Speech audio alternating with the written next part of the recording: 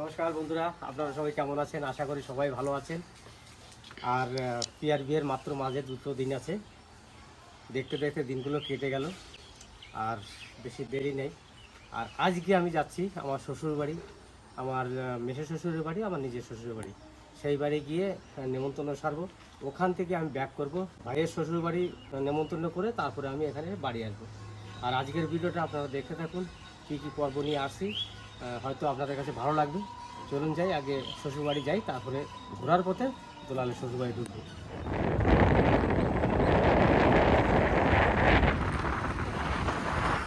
বাড়ি থেকে বেরিয়ে এসে জঙ্গলের মুখে একটু দাঁড়িয়েছি গাড়ি নিয়ে। আর এই যেতে যেতে আপনাদের জঙ্গলটা দেখাবো একটু।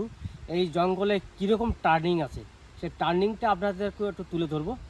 কারণ এই জঙ্গলটা খুব মারাত্মক জঙ্গল, রাত্রেবেলা খুবই ভয় লাগে আসতে যেতে। তো চলুন, এবার যাওয়ার সময় আপনাদেরকে টার্নিং পয়েন্টগুলো একটু দেখাচ্ছি।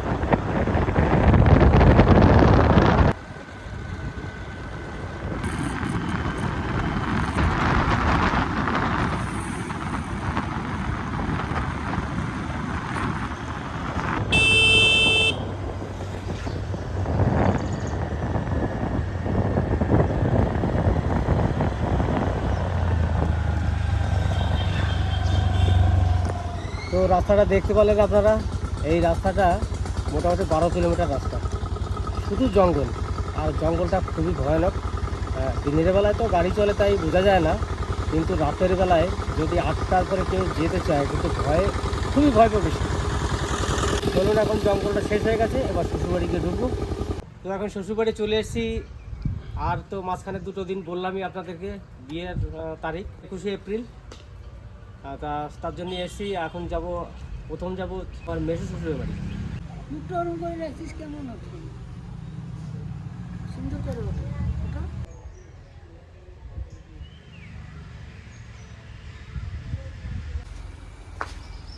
তো শ্বশুরবাড়ি আর আমার মেসো শ্বশুরের বাড়ি নেমন্তন্ন সারা হয়ে গেছে। এবার এখান থেকে আমরা বেরিয়ে চলে যাবো আমার ভাইয়ের শ্বশুরবাড়ি।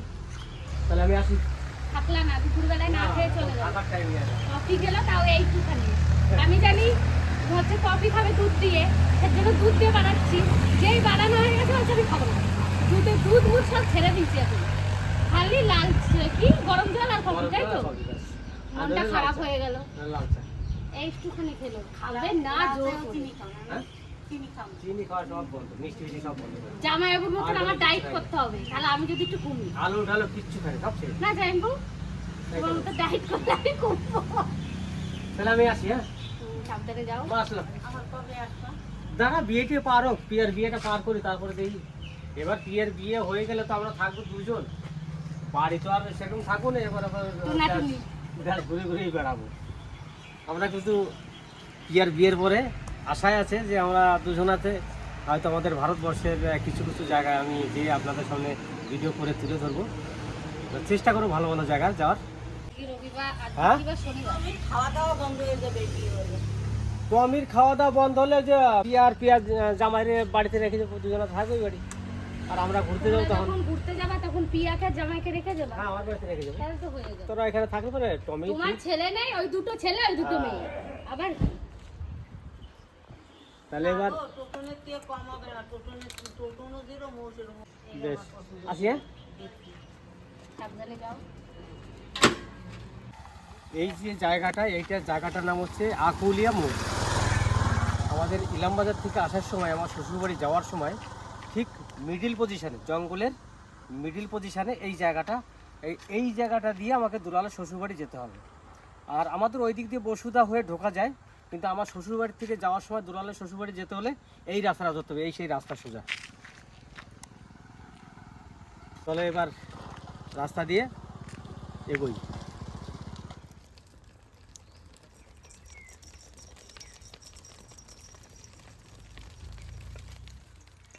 গাড়িতে যেতে যেতে তিল বাগানটা দেখলাম।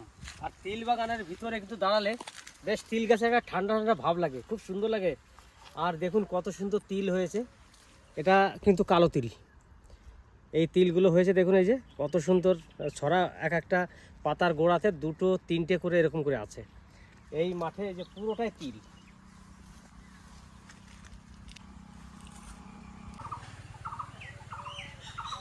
আর এই একটা জায়গা দেখুন, এখানে মায়ের মন্দির এখানে আছে। আর একদিন রাত্রে আমি এইখান দিয়ে যাচ্ছিলাম, তখন কত বাজবে, রাত 8টা নাগাদ এরকম। তো এইখানটায় এত অন্ধকার, মানে লাইট যদি মোটরসাইকেলে না থাকতো তাহলে এখানে হয়তো কোথাও আমি ঢুকে যেতাম, এরকম অন্ধকার এই জায়গাটা। আর এখানে খুব ভয়ঙ্কর লাগছিল, আমাকে খুব ভয় লাগছিল এখান দিয়ে যাওয়ার সময়। আমার শ্বশুরবাড়িতে একটু কোন কাজে ফেসে গেছিলাম, রাত 8টা বেজে গেছিলো আমার। দেখুন এখানে দিদি ওরা পুজো করতে এসছে। এই জায়গাটা, এটা একটা সত্যিই ভয়ঙ্কর জায়গা। এখানে রাত্রের বেলা যেতে খুবই ভয় লাগে।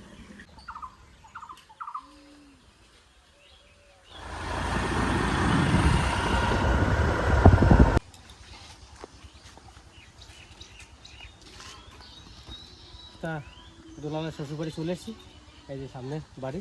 এবার এখানে নিমন্ত্রণ সেরে তারা বাড়ি যাবে। আর এই হচ্ছে গাঠি কচু, যে কচু আমি খুব ভালো খাই, সেই কচু এই যে লাগিয়েছে দেখুন কত সুন্দর।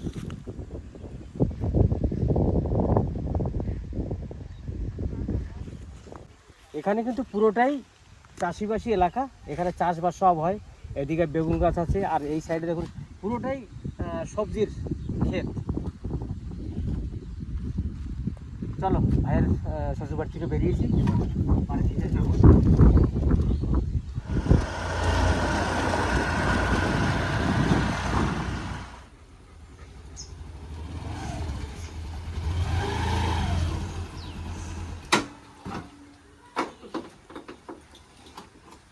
বাপরে কি গরম পড়েছে।